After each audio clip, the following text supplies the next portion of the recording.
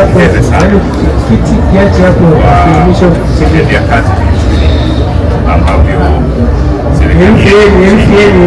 viongozi mahiri kabisa wa Mheshimiwa Samia Suluhu Hassan, Rais wa Jamhuri ya Muungano wa Tanzania na jeshi amewezesha jeshi hili. Sisi wote tuko hapa Tanzania miaka yote tangu tumezaliwa, kwa hiyo tunaona hatua kubwa hii ni muhimu. Tunalijua jeshi la zimamoto la miaka ya nyuma na tunajua uwezo wake. Sisiti kusema lilikuwa na uwezo mdogo sana, hasa wa vifaa. Hata kama lilikuwa lina uwezo wa wataalamu, lakini kama kuna vifaa vya kufanyia kazi hizo za uzimaji wa moto na uokoaji, basi ilikuwa ni kazi nzuri.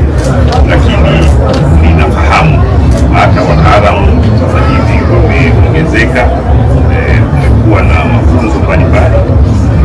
Kwa hiyo sasa mnaendana na hadhi ya jeshi la zimamoto na uokoaji. Unaweza ukasimama mahali popote ukasema, unapokuwa na vifaa hivi ukasema mimi ni afisa wa jeshi la zimamoto na uokoaji, lakini hata wanapata sasa ile fursa ya kuwafahamu jeshi la zimamoto na uokoaji na kazi yake ni nini kupitia vifaa hivyo ya utaalamu. Nawashukuru sana kwa maelezo yote mlionipatia na nawapongeza sana na nawapigia kazi njema. Asante sana.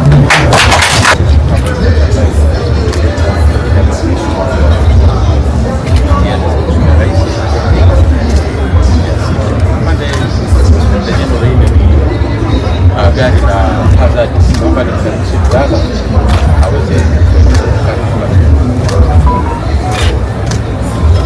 jambo bali yako ZM 41 ambao unatumika maeneo ambayo serikali imeweka rangi yake ya njano, inamaanisha uoni kuna rangi ya njano. Kwa hiyo tunawashauri wananchi wakiona gari yetu imepaki mahali hawaruhusiwi hata kupitia. Sababu gani? Hawajui kemikali gani imemwagika na madhara gani.